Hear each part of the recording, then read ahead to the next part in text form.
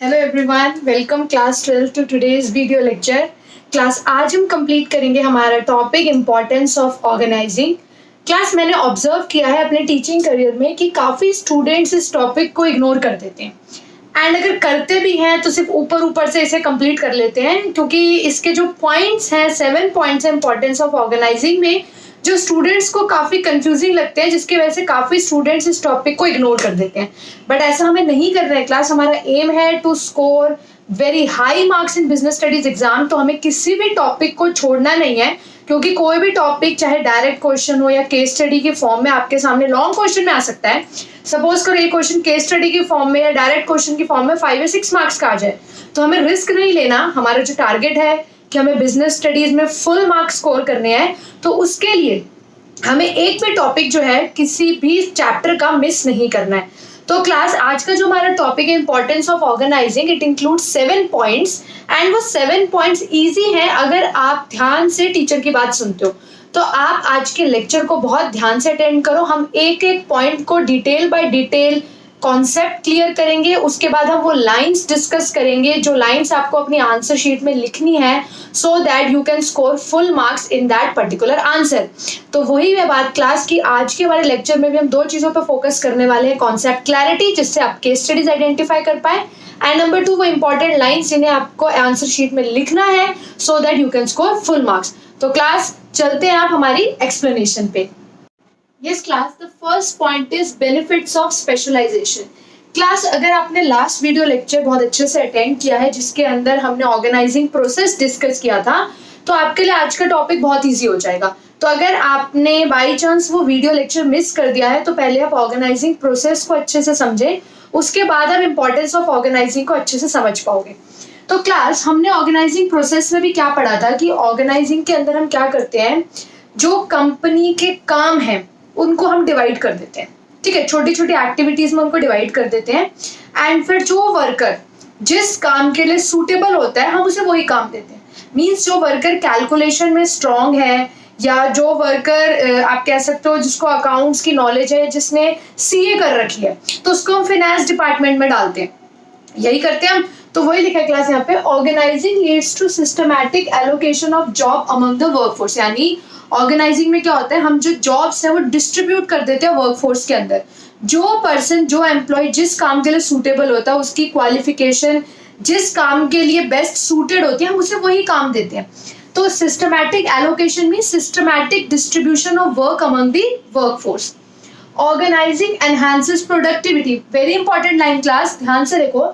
Organising enhances productivity because of the specific worker performing a specific job on a regular basis.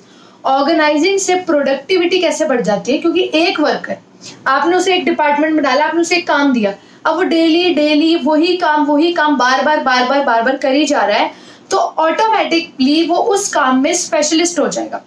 जैसे ही वो उस काम में specialist हो जाएगा, उसे वो काम अच्छे से आ जाएगा, तो वह वेस्टेज रिड्यूस हो जाएगी एंड प्रोडक्टिविटी बढ़ जाएगी। वो बहुत ज्यादा अच्छे से आउटपुट प्रोड्यूस कर पाएगा, ज्यादा अच्छे से काम कर पाएगा।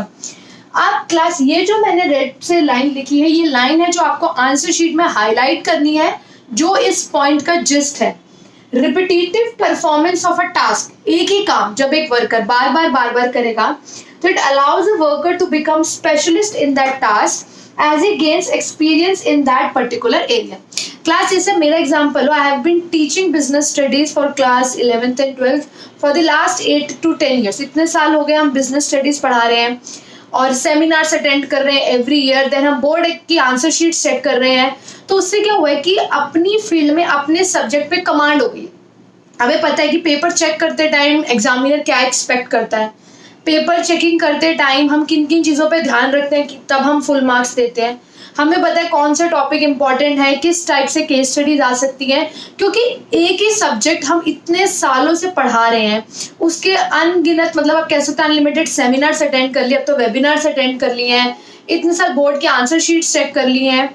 तो एक तरह से उस फील्ड में स्पेशलिस्ट हो गए, बार बार वही सब्जेक्ट पढ़ाते पढ़ाते टॉपिक्स भी लर्न हो गए। ठीक है, तो क्लास वही लिखा है, repetitive performance of a task allows a worker to become specialist in that task क्योंकि आप उस काम को डेली कर रहे हो, आपको उस काम का एक्सपीरियंस आ गया, आप उसमें स्पेशलिस्ट हो गए हो।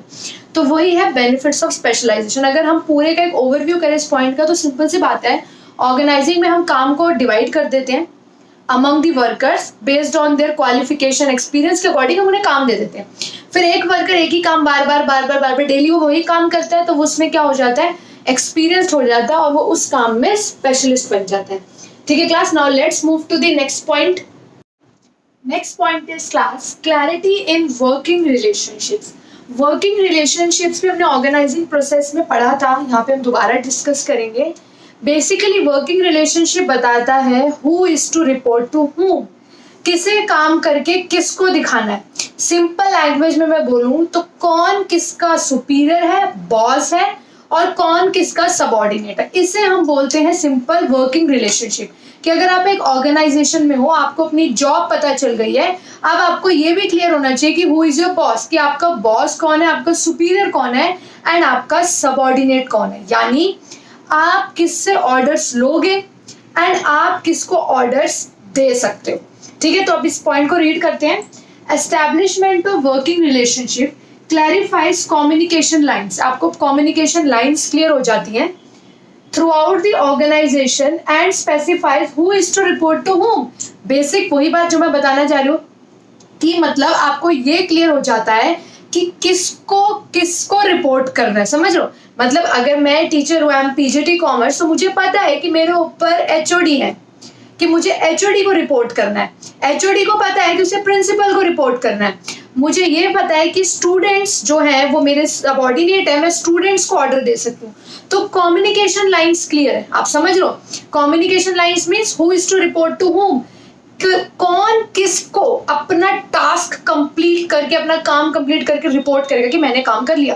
एज अ स्टूडेंट्स रिस्पॉन्सिबिलिटी काम कंप्लीट करके मुझे रिपोर्ट करना। मेरी रिस्पॉन्सिबिलिटी है कि सिलेबस टाइम पे कंप्लीट करके, क्वेश्चन पेपर्स बना के, पेपर चेक करके, हर काम करके मुझे एचओडी को रिपोर्ट करना है। ठीक है, तो establishment of working relationship clarifies communication lines throughout the organization and specifies who is to report to whom. अब क्लास ये मेन जिस्ट है पूरी एक्सप्लेनेशन का, ये आपको अपनी आंसर शीट में जरूर लिखना है। The establishment of such clear relationships helps to create a hierarchical structure. Hierarchy मतलब चेन, पता चल जाता है कौन हेड है, फिर उससे नीचे, फिर उससे नीचे, फिर उससे नीचे। इसे बोलते हैं हायरार्किकल स्ट्रक्चर। हम एक एग्जांपल से देखेंगे, जैसे प्रोडक्शन मैनेजर है, उसका सबऑर्डिनेट यानी उसके नीचे आता है असिस्टेंट प्रोडक्शन मैनेजर, एंड उसके नीचे आता है वर्कर। तो आपको पता है क्लास सबसे ज्यादा अथॉरिटी प्रोडक्शन मैनेजर के पास है, फिर असिस्टेंट के पास, फिर वर्कर का सबसे कम। रिस्पॉन्सिबिलिटी की बात करें अगर क्लास, तो वर्कर जो है उसे अपनी टास्क कंप्लीट करके, अपना काम करके, ही इज रिस्पॉन्सिबल कि उसे अपना काम कंप्लीट करके असिस्टेंट प्रोडक्शन मैनेजर को रिपोर्ट करना है। असिस्टेंट प्रोडक्शन मैनेजर की रिस्पॉन्सिबिलिटी है कि जो भी काम उसे उसके बॉस यानी प्रोडक्शन मैनेजर ने दिया है, उसे वो काम कंप्लीट करके प्रोडक्शन मैनेजर को रिपोर्ट करना है। Is that clear? तो यहाँ से आप देखो एक हायरार्किकल स्ट्रक्चर बन रहा है। सबसे ज्यादा अथॉरिटी प्रोडक्शन मैनेजर के पास, उसकी अथॉरिटी है कि वो असिस्टेंट प्रोडक्शन मैनेजर को ऑर्डर्स दे सकता है। असिस्टेंट प्रोडक्शन मैनेजर के पास अथॉरिटी है कि वो वर्कर को ऑर्डर दे सकता है। ऐसे ही अगर हम बात करें रिस्पॉन्सिबिलिटी की, तो वर्कर रिस्पॉन्सिबल अपना काम असिस्टेंट प्रोडक्शन मैनेजर को रिपोर्ट करने के लिए, एंड असिस्टेंट प्रोडक्शन मैनेजर को। तो एक हायरार्की बन गई, एक चेन लाइक स्ट्रक्चर बन गया, जिसमें ये क्लियर हो गया किसकी रिस्पॉन्सिबिलिटी कितनी है एंड किसकी अथॉरिटी कितनी है। मेन आप बात समझ रहे हो? हायरार्किकल स्ट्रक्चर मतलब आपको एक रिलेशनशिप क्लियर हो गया कि किसकी कितनी अथॉरिटी है, किसकी कितनी रिस्पॉन्सिबिलिटी है। The establishment of such clear relationships helps to create a hierarchical structure, thereby enabling the fixation of responsibility. आपको क्लियर हो गया किसकी कितनी रिस्पॉन्सिबिलिटी है, and specification of the extent of authority to be exercised by an individual. और ये भी clear हो गया कि किसकी कितनी अथॉरिटी है एंड वो किसको ऑर्डर्स दे सकता है।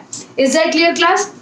तो ये था हमारा सेकेंड पॉइंट जिसको हमने डिटेल में डिस्कस करा है, clarity in working relationships. Next point is class optimum utilization of resources. Optimum means efficient utilization of resources, best use of resources without any wastage. तो सबसे पहले क्लास जैसे ही आप इस पॉइंट की एक्सप्लेनेशन स्टार्ट करोगे, सबसे पहले आपको आंसर शीट में एक इंट्रोडक्टरी लाइन लिखनी है। वो क्या कि organising ensures optimum use of resources, तो हमें पता है, बट कौन सी resources? Human, financial and material resources. जैसे ही आपके इंट्रोडक्शन में ये लाइन एग्जामिनर देखेगा तो वो समझ जाएगा कि आपकी कॉन्सेप्चुअल क्लैरिटी बहुत है एंड आपने बहुत एफर्ट्स करे हैं अपने बोर्ड एग्जाम्स की प्रिपरेशन में, क्योंकि ये तो सभी लिख देंगे कि organising ensures optimum utilization of resources, but कौन से resources? Human resource, financial resource and material resource. तीनों रिसोर्सेज का एफिशिएंट यूज हो, ये हमारा ऑर्गेनाइजिंग फंक्शन एंश्योर करता है। अब कैसे करता है क्लास? ये 2 डिफरेंट पॉइंट्स हैं, आपको दोनों ही पॉइंट्स अपने आंसर में लिखने हैं, तभी इस पॉइंट की एक्सप्लेनेशन कंप्लीट होगी। देखो, ऑर्गेनाइजिंग में जो वर्क होता है, हम जब डिवाइड करते हैं और उसके बाद जो वर्कर्स को या एम्प्लॉयज को वो वर्क असाइन करते हैं, तो वो असाइन करते हैं based on their qualification, experience, knowledge, skill. जो पर्सन जिस काम में एक्सपर्ट होता है या जिस काम की उसे एक्सपीरियंस या नॉलेज होता है, हम उसे वही काम देते हैं। तो work is assigned as per ability, भाई सब वर्कर्स को उनकी एबिलिटी के अकॉर्डिंग हम काम देते हैं, और वो काम वो डेली बेस पे करते हैं, तो वो उस काम में क्या हो जाते हैं? स्पेशलिस्ट। अब जब आप किसी काम में स्पेशलिस्ट हो जाओगे तो चांस ही है कि आप उस काम में गड़बड़ करो, बहुत लेस चांसेस है कि आप उस काम में गड़बड़ करो या वेस्टेज करो। भाई एक काम में जब आप एक्सपर्ट हो, आप उसमें स्पेशलाइज्ड हो, तो क्लास बहुत कम चांसेस बचते हैं कि आपसे उस काम में गड़बड़ हो या उस काम में रिसोर्सेज वेस्ट हो। तो work is assigned as per ability, so proper assignment of work leads to specialisation.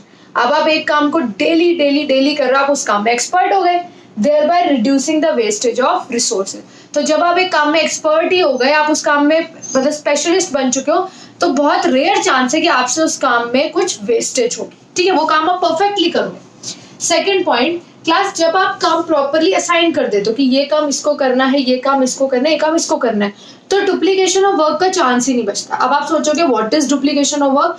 Duplication का मतलब होता है जब कंफ्यूजन के अंदर एक ही काम 2 या 3 लोग करते हैं, ठीक है? आप समझो, मैं एग्जांपल समझाती हूँ। सपोज करो मैंने आज क्लास में ड्यूटी थी, एक बच्चे ए को, उसका नाम ए है, मैंने उससे ड्यूटी दी कि बेटा क्लास में जो भी बच्चे एब्सेंट होते हैं पर डे, उनकी मुझे एक लिस्ट बना के दिया करो, I have to call their parents, ठीक है? मैंने अगले दिन आके 20 स्टूडेंट को काम दिया कि बेटा जो भी बच्चे एब्सेंट है ना, उनकी मुझे लिस्ट बना के आपको देनी है, ठीक है? और फिर मैं उनके घर कॉल करूंगी। अगले दिन मैंने सी स्टूडेंट को काम दिया कि जो बच्चे एब्सेंट है उनकी लिस्ट बना के मुझे दो। अब मैंने क्लियर नहीं करा काम कि भाई ये काम ए का ही है, मैंने क्लियर नहीं करा। एक दिन मैंने ए को दे दिया, एक दिन मैंने बी को दे दिया, एक दिन मैंने सी को दे दिया। जॉब रोल को क्लैरिफाई नहीं किया कि ये काम किसका, ए का क्या काम है, बी का क्या काम है, सी का काम, मैंने क्लैरिफाई नहीं किया। कभी कोई काम ए को दे दिया, कभी कोई काम बी को दे दिया, कभी कोई सी को दे दिया। अब 4th डे मैंने किसी को कुछ काम नहीं दिया, मैंने बताया ही नहीं किसको एब्सेंटीज के नाम मुझे देने हैं। अब उस दिन क्या हुआ, तीनों ने ही सोचा कि हमारा काम है और तीनों ने मुझे एब्सेंटीज की लिस्ट बना के दे दी। ए ने भी दे दी, बी ने भी दे दी, सी ने भी दे दी। तो उससे हुई रिसोर्सेज वेस्ट, टाइम वेस्ट हुआ, पेपर वेस्ट हुआ, पेन वेस्ट हुआ लिखने में। तीनों ने मुझे लिस्ट बना के दी। तो अगर यहीं पे मैंने जॉब क्लियर कर रखी होती, मैंने ए की ड्यूटी लगा रखी होती कि आपको मुझे डेली एब्सेंटीज की लिस्ट देनी है, तो बीएनसी कभी वो काम करते ही नहीं, वो ए का क्लियर था, वो मुझे रोज लिस्ट बना के दे देता। तो वही होता है क्लास कंपनी में, हम ऑर्गेनाइजिंग में ना काम एलोकेट कर देते हैं कि ये काम इस एम्प्लॉय का है, ये काम इस एम्प्लॉय का है, ये काम इस एम्प्लॉय का है, तो कोई कंफ्यूजन ही नहीं होती, डुप्लीकेशन होता ही नहीं है। Duplication means when a particular task is done by 2 or 3 persons, उन्हें पता नहीं था किसका काम है, 2-3 लोगों ने सेम ही काम करते हैं, same task is perform by 2-3 person, तो उसे हम कहते हैं डुप्लीकेशन ऑफ वर्क। तो जब आपने क्लियर काम एलोकेट कर रखा है कि ये काम इसका ही है, तो डुप्लीकेशन ऑफ वर्क का चांस ही नहीं उठता। Proper assignment of jobs prevents duplication of work, thereby preventing confusion नहीं है, सबको अपना काम क्लियर है, and wastage of resources. Is that clear class? Now let's move to the next one. Next point is class adaptation to change. Class ये हम chapter 3 में भी पढ़ के आए हैं, हम कॉन्टिन्यूसली पढ़ रहे हैं कि जो बिजनेस एनवायरनमेंट है वो हाईली डायनामिक है। मतलब business environment continuously and fast pace पे चेंज होता रहता है, वो कभी भी स्टैटिक नहीं है। मतलब इतने जल्दी जल्दी बिजनेस एनवायरनमेंट में चेंजेस आते हैं कि अगर बिजनेस चाहता है कि वो सक्सेसफुल रहे, वो सर्वाइव कर सके, तो बिजनेस को भी उतनी ही स्पीड से अपने अंदर चेंजेस लाने होते हैं। अगर वो ये चेंजेस अपने अंदर नहीं ला पाता ना, तो बिजनेस फेल हो जाता है, ठीक है? तो जितनी जल्दी जल्दी बिजनेस एनवायरनमेंट में चेंजेस आ रहे हैं, उतनी जल्दी आपको अपने अंदर भी चेंजेस लेके आने। अब क्लास अगर हम बात करें ऑर्गेनाइजिंग फंक्शन की, क्योंकि हम इंपॉर्टेंस ऑफ ऑर्गेनाइजिंग पढ़ रहे हैं, तो इस पॉइंट में हम यही डिस्कस करने वाले हैं कि ऑर्गेनाइजिंग एक बिजनेस को हेल्प करता है। क्या हेल्प करता है? कि वो जल्दी से जल्दी अपने अंदर चेंजेस ला सके, जिससे कि वो जो बिजनेस एनवायरनमेंट में चेंजेस आ रहे हैं उसको अडेप्ट कर सके। अब कैसे? अब आपको ये पॉइंट एग्जांपल से बहुत अच्छे से क्लियर हो जाएगा। तो क्लास फोकस है। The process of organizing allows a business enterprise to accommodate changes in the business environment by modifying its organization structure. अगर आपको लग रहा है कि बिजनेस एनवायरनमेंट में बहुत चेंज आ रहा है, तो ऑर्गेनाइजिंग फंक्शन आपको बहुत इजीली हेल्प कर सकता है। कैसे? अपने ऑर्गेनाइजेशन स्ट्रक्चर को मॉडिफाई करो। क्लास अब आप बोलोगे ऑर्गेनाइजेशन स्ट्रक्चर क्या है, क्या मॉडिफिकेशन? तो डोंट वरी, हमने जब डिपार्टमेंटलाइजेशन पढ़ी थी, हमने पढ़ा था फंक्शनल स्ट्रक्चर, डिविजनल स्ट्रक्चर, हम उसी की बात कर रहे हैं। ठीक है, अब ध्यान से देखो। क्लास एग्जांपल है, सपोज करो आपकी कंपनी में 3 डिपार्टमेंट्स हैं, प्रोडक्शन डिपार्टमेंट, सेल्स डिपार्टमेंट, ठीक है, एंड फाइनेंस डिपार्टमेंट। ठीक है, आपका काम चल रहा है इन 3 डिपार्टमेंट्स। अब क्या हुआ क्लास कि आपने देखा कि बिजनेस एनवायरनमेंट में चेंजेस आ रहे हैं, बहुत सारे आपके कॉम्पिटिटर्स, 2-3 पिछले 6 महीनों में आपके 3 नए बड़े कॉम्पिटिटर्स आपके सामने आके खड़े हो गए, एंड वो इतने अच्छे प्रोडक्ट्स बना रहे हैं, उनके प्रोडक्ट्स में इतने अच्छे फीचर्स हैं, इतनी इनोवेटिव प्रोडक्ट्स हैं कि आपकी कंपनी कहीं ना कहीं पीछे हो रही है। तो क्लास ऐसे में आपको समझ आ गया कि अब आपको भी इनोवेटिव प्रोडक्ट्स बनाने की जरूरत है, ताकि आप उन कॉम्पिटिटर्स को बीट कर पाओ। तो ऐसे में क्लास आप बहुत इजीली इस चेंज को एक्सेप्ट कर सकते हो। कैसे? ये आपका ऑर्गेनाइजेशन स्ट्रक्चर है, या डिपार्टमेंट है प्रोडक्शन, सेल्स, फाइनेंस। आप यहाँ पे बड़े आराम से एक और डिपार्टमेंट ऐड कर सकते हो, R&D, research and development. Research and development department जैसे ही आप ऐड करोगे, वहां पे एम्प्लॉयज आएंगे। वो एम्प्लॉयज का काम ही क्या होता है? मार्केट सर्वे करना, रिसर्च करना, प्रोडक्ट में नई नई इनोवेशंस करना, एक्सपेरिमेंट्स करना लैब में कि आपके प्रोडक्ट में क्या क्या नए फीचर्स ऐड हो सकते हैं। तो जब आपको दिखा क्लास की आपके जो बिजनेस एनवायरनमेंट में काफी चेंजेस आ रहे हैं और नए नए बड़े बड़े कॉम्पिटिटर्स इनोवेटिव प्रोडक्ट लेके मार्केट में आ रहे हैं, तो आपने सिंपली अपना ऑर्गेनाइजेशन स्ट्रक्चर मॉडिफाई करा, एक न्यू डिपार्टमेंट ऐड करा, रिसर्च एंड डेवलपमेंट, एंड वो डिपार्टमेंट अब वर्क करेगा प्रोडक्ट को इनोवेटिव बनाने में। तो आप देखो आपने कितनी इजीली अपना ऑर्गेनाइजेशन स्ट्रक्चर को मॉडिफाई करा to adapt the changes in the business environment. अब देखो class second, organizing allows the revision of interrelationship among managerial levels so that business can grow and survive in spite of changes। कि organising आपको एक तरह से और help करता है। आप ऑर्गेनाइजेशन स्ट्रक्चर मॉडिफाई करो, ये तो एक तरीका था। एक है जो आपकी रिलेशनशिप्स है अमंग मैनेजरियल लेवल, आप उसको भी मॉडिफाई कर सकते हो।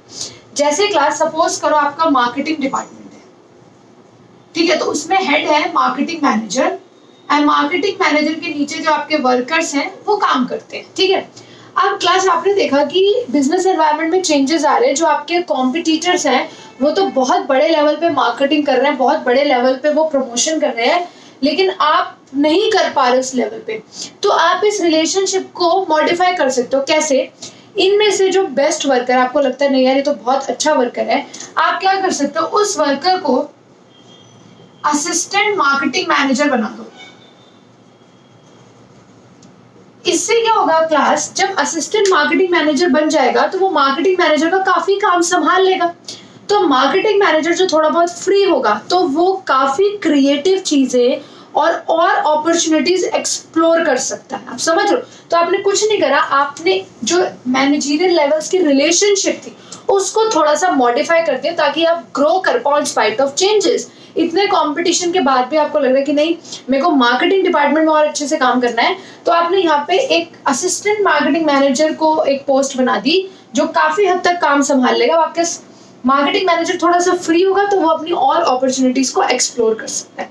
ठीक है, तो ऑर्गेनाइजिंग में हम चेंजेस को कैसे अडेप्ट करते हैं क्लास, दोनों चीजें मार्क कर लो, क्योंकि जब आप आंसर शीट में लिखोगे तो you must mention these two things कि चेंजेस अडेप्ट कैसे करने। अगर आप सिंपली लिख दोगे कुछ भी अपनी लैंग्वेज में कि चेंजेस अडेप्ट कर सकते हैं ये है वो, तो class we teachers are not fools. जब हम पेपर चेक करते हैं बेवकूफ नहीं है कि we just do blind checking, हम पढ़ते हैं आपने कंटेंट क्या लिखा है। तो ऑर्गेनाइजिंग जो है वो बिजनेस एनवायरनमेंट के चेंजेस दो तरीके से अडेप्ट करता है, by modifying the organization structure and revision of inter relationship among managerial levels. Is that clear class? Yes class. Point number 5, effective administration. Class अगर आप ध्यान से देखो तो इस पॉइंट में अपनी कोई ऐसी स्पेसिफिक एक्सप्लेनेशन नहीं है, ये जितने भी अभी हमने पॉइंट्स डिस्कस करे एक तरह से उनका जिस्ट है, उनकी समरी है। क्योंकि इफेक्टिव एडमिनिस्ट्रेशन का मतलब क्या है कि कंपनी को मैनेज करना, एडमिनिस्ट्रेट करना इजी हो जाता है, कि सभी काम प्रॉपर हो रहे हैं, सिस्टमैटिक हो रहे हैं, सब वर्कर्स अपने अपने काम में अच्छे से स्पेशलाइज हो गए, अपना काम कर रहे हैं, कोई कंफ्यूजन नहीं है, उसे ही हम कहते हैं इफेक्टिव एडमिनिस्ट्रेशन। तो कहीं ना कहीं ये सारे पॉइंट्स अभी हम पढ़ते हुए आ ही रहे हैं, तो ये पिछले सभी पॉइंट्स की एक तरह से समरी है। देखो क्लास, ऑर्गेनाइजिंग में क्या होता है, clear description of job and it's duties. आपको पता होता है आपको क्या काम करना है, आपकी इस जॉब से क्या क्या ड्यूटीज रिलेटेड है, आपको अपना रोल, आपके जो जॉब का रोल है वो आपको पूरी तरह से क्लियर होता है। Organizing clarifies lines of communication, who is to report to, हमें क्लियर होता है कौन हमारा बॉस है, सुपीरियर है, एंड कौन हमारा सबऑर्डिनेट है। हमें काम करके किसको रिपोर्ट करना है एंड किसे काम करके हमें रिपोर्ट करना है। Clarity in working relationship, again वही थिंग कि आपको बहुत अच्छे से क्लियर है कि आपका सुपीरियर कौन है, आपका सबऑर्डिनेट कौन है। अब इन चीजों के होने से, मतलब रोल क्लियर होने से, जॉब क्लियर होने से, वर्किंग रिलेशनशिप्स क्लियर होने से, ये क्लियर होने से कौन सुपीरियर है कौन सबऑर्डिनेट, इन सब चीजों से क्या होता है, it helps to avoid confusion. Obviously सबको अपना अपना काम पता है तो कोई डुप्लीकेशन ऑफ वर्क होगा ही नहीं, कोई कंफ्यूजन ही नहीं है। प्रॉपर एग्जीक्यूशन ऑफ वर्क, काम सिस्टमैटिक तरीके से चलेगा, प्रॉपर तरीके से चलेगा। Management of an enterprise becomes easy, और इस वजह से जो आप कंपनी को मैनेज करते हो, जो मैनेजमेंट है कंपनी की, वो बहुत इजीली हो जाती है। तो ये सिंपल सा पॉइंट है, आपको देख के पता चल गया होगा कि आपको 3 पॉइंट्स मेंशन करने हैं कि क्या क्या करती है ऑर्गेनाइजिंग एंड उनके क्या क्या इफेक्ट है, कंफ्यूजन नहीं होती, वर्क अच्छे से होता है, and management of the enterprise become easy. तो it was quite an easy point. 6th point is class development of personal, कि जो एम्प्लॉयज हैं उनकी डेवलपमेंट होती है with the help of organising. But class, इस पॉइंट को पढ़ने के लिए हमें इस टर्म को समझना होगा, दैट इज डेलीगेशन। इस पूरे पॉइंट की एक्सप्लेनेशन इसी टर्म के आसपास घूम रही है। डेलीगेशन क्या है? वैसे तो क्लास डेलीगेशन एक बड़ा टॉपिक है, प्रॉपर एक सेपरेट टॉपिक है जो आप इस चैप्टर के एंड में पढ़ोगे, लेकिन यहाँ भी इस पॉइंट में आपको डेलीगेशन समझना जरूरी। अब डेलीगेशन होती क्या है क्लास? डेलीगेशन होती है जब एक मैनेजर अपना वर्कलोड रिड्यूस करने के लिए, उसके ऊपर बहुत वर्कलोड है, बहुत काम है, तो अपना वर्कलोड रिड्यूस करने के लिए वो अपने सबऑर्डिनेट को, यानी जो उसके नीचे उसके काम करता है, जो उसका सबऑर्डिनेट है, वो सबऑर्डिनेट को रूटीन जॉब ट्रांसफर कर देगा। रूटीन जॉब मतलब जो इजी जॉब है कंपैरेटिवली, जो एक वो डेली का रूटीन सिंपल काम है, सिंपलर काम जो है, वो अपने सबऑर्डिनेट को ट्रांसफर कर देगा। और फिर जब मैनेजर थोड़ा सा फ्री हो जाएगा रूटीन जॉब के बर्डन से, then the manager can focus on core activities. Core activities का मतलब क्या है? जो इंपॉर्टेंट एरियाज हैं, जो क्रूशियल एरियाज हैं, उन पे मैनेजर फोकस कर पाएगा। इसे बोलते हैं हम डेलीगेशन। अगर मैं आपको टीचर एंड स्टूडेंट रिलेशनशिप से एग्जांपल दूं, क्योंकि उसको आप बहुत जल्दी समझ पाओगे, तो क्लास सपोज करो मेरे पास बहुत बर्डन है, मुझे क्लासेस भी लेनी है, पढ़ाना भी है, मुझे क्वेश्चन पेपर भी बनाने हैं, मुझे आंसर शीट्स भी चेक करनी है, एंड मुझे अटेंडेंस रजिस्टर के अंदर कैलकुलेशंस करनी है।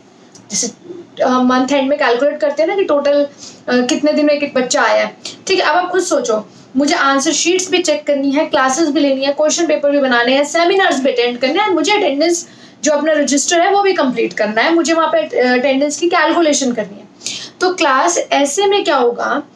पढ़ाना, सेमिनार्स अटेंड करना, पेपर चेक करना, ये सब मेरी कोर एक्टिविटीज है। ये सब वो एक्टिविटीज है जो मैं ही कर सकती हूँ, कॉम्प्लेक्स एक्टिविटीज है। लेकिन अटेंडेंस रजिस्टर में हर स्टूडेंट की अटेंडेंस को प्लस करके लिखना, कैलकुलेट करना, ये एक रूटीन जॉब है, ये एक सिंपलर टास्क है, तो मुझे एवरी मंथ करना है। तो ऐसे में मैं क्या कर सकती हूँ, जो क्लास का मॉनिटर है, मैं क्लास के मॉनिटर को ये रूटीन जॉब ट्रांसफर कर सकती हूँ कि जो अटेंडेंस रजिस्टर वाली कैलकुलेशन है बेटा, ये आप कर दो। उससे क्या होगा, जब मैं इस काम से थोड़ा सा फ्री हो जाऊंगी, मुझे इस रूटीन जॉब से थोड़ा सा रिलीफ मिलेगा, तो जो मैं अपनी कोर एक्टिविटीज है, यानी पढ़ाना, सेमिनार्स अटेंड करना और क्वेश्चन पेपर डिजाइन करना, मैं इन एक्टिविटीज पे ज्यादा अच्छे से फोकस कर पाऊंगी। समझ रहे हो? यानी रूटीन जॉब अपने सबऑर्डिनेट को ट्रांसफर करने के बाद मैं अपनी जो कोर एक्टिविटीज है, जो वो एक्टिविटी जो मैं ही कर सकती हूँ, मैं स्पेशलाइज हूँ जिनमें, मैं वो अच्छे से कर पाऊंगी। अब क्या होता है क्लास, डेलीगेशन से ना दोनों की डेवलपमेंट होती है, मैनेजर की भी, सबऑर्डिनेट की भी। देखो, जब मैंने अपना काम एक स्टूडेंट को ट्रांसफर करा, मॉनिटर को, तो मेरी डेवलपमेंट कैसे हुई कि मुझे जो फ्री टाइम मिला उसमें मैंने सेमिनार्स अच्छे से अटेंड करे, बहुत अच्छे से पढ़ाया और बुक से नॉलेज कलेक्ट करी, नोट्स बनाए, बच्चों को दिए। तो मैंने अपना काम बहुत अच्छे से करा, मेरी और कमांड एनहांस हो रही है सब्जेक्ट में। अच्छा, उस स्टूडेंट की कैसे डेवलपमेंट हो रही है, वो स्टूडेंट अपना काम भी कर रहा है, साथ में मेरा काम भी मैनेज कर रहा है, तो कहीं ना कहीं वो टाइम मैनेजमेंट सीख रहा है, वो एक हाई लेवल का काम, एक टीचर के लेवल का काम वो सीख रहा है। समझ लो, तो उसकी भी डेवलपमेंट हो रही है क्योंकि वो और चैलेंजिंग स्किल्स सीख रहा है। सिमिलरली कंपनी में क्या होता है, जब मैनेजर अपनी रूटीन जॉब सबऑर्डिनेट को डेलीगेट करता है, मतलब पास ऑन करता है, तो मैनेजर के पास जो कंपैरेटिवली फ्री टाइम बचता है उससे वो अपनी डेवलपमेंट करता है, वो अपनी कोर एक्टिविटीज में और टाइम लगाता है, इंटेलेक्चुअल थिंकिंग करता है, उसकी डेवलपमेंट होती है। सबऑर्डिनेट की कैसे डेवलपमेंट होती है कि वो अपना काम तो कर ही रहा है, प्लस वो मैनेजर का काम करके और चैलेंजिंग जॉब सीख रहा है, चैलेंजिंग स्किल सीख रहा है। कल को हो सकता है कि वो मैनेजर लेवल का इतना काम सीख जाए कि कल को उसके प्रमोशन की जब बारी आए तो इसी सबऑर्डिनेट को कंसीडर किया जाए, क्योंकि ये सबऑर्डिनेट काफी हद तक मैनेजर का काम सीख चुका है। खुद सोचो, जब ये सबऑर्डिनेट, चाहे रूटीन जॉब, इसने मैनेजर का थोड़ा काम सीखा, तो कल को अगर प्रमोशन की बारी आएगी तो ऑब्वियसली इसको प्रेफर किया जाएगा ना, क्योंकि इसकी age compare to other employees इसकी डेवलपमेंट ज्यादा है, इसको ज्यादा स्किल्स आती है। ठीक है, तो ये है वो point class, development of personnels की। डेलीगेशन से क्या होता है, जो सुपीरियर है उसकी भी डेवलपमेंट होती है और जो सबऑर्डिनेट है उसकी भी डेवलपमेंट होती है, क्योंकि सबऑर्डिनेट की नॉलेज और स्किल्स बढ़ती है। Yes class, the last point is expansion and growth. अगर फ्रैंकली बोलूं तो इस पॉइंट में कुछ भी इंपॉर्टेंट नहीं है, कुछ भी खास नहीं है, सिंपल सी बात है। Organizing helps in the growth and diversification of an enterprise by enabling it to take up new challenges. Simple line है, इंट्रोडक्टरी लाइन है कि ऑर्गेनाइजिंग आपको हेल्प करता है कि जो भी चैलेंजेस आ रहे हैं बिजनेस एनवायरनमेंट में, आप उन चैलेंजेस को कोप अप कर पाओ। ये हमने अडेप्टेशन टू चेंज में ही पढ़ लिया है। It allows the business enterprise to add more job position, departments and even diversify their product line. आपने अडेप्टेशन टू चेंज में भी देखा था कि हम कितने इजीली एक न्यू डिपार्टमेंट ऐड कर सकते हैं, वही यहाँ पे लिखा हुआ है। It allows the business enterprise to add more job positions. अगर आपको नीड है तो आप और पोजीशंस ऐड कर सकते हो, जैसे हमने याद करो उसमें असिस्टेंट मार्केटिंग मैनेजर की पोजीशन ऐड करी। हम अगर चाहें तो न्यू डिपार्टमेंट ऐड कर सकते हैं and even diversify their product lines, और हम अपनी प्रोडक्ट लाइंस को भी डाइवर्सिफाई कर सकते हैं। सिंपल सा पॉइंट है, बहुत ज्यादा एम्फोसिस या फोकस की जरूरत नहीं है। ठीक है, तो क्लास आई होप जो हमने कंप्लीट टॉपिक है, ये जो इंपॉर्टेंस ऑफ ऑर्गेनाइजिंग, ये फुल डिटेल में डिस्कस किया, तो आई होप आपको ये ईच पॉइंट, मतलब टॉपिक भी नहीं, ईच पॉइंट आपको डिटेल में अच्छे से क्लियर हो गया है, कंप्लीट कॉन्सेप्ट क्लियर हो गया, आपको वो लाइंस पता है जो आपको आंसर शीट में लिखनी है, so that you can score very good marks. फिर भी क्लास अगर आपको कोई भी डाउट है तो you can mark it in the comment box.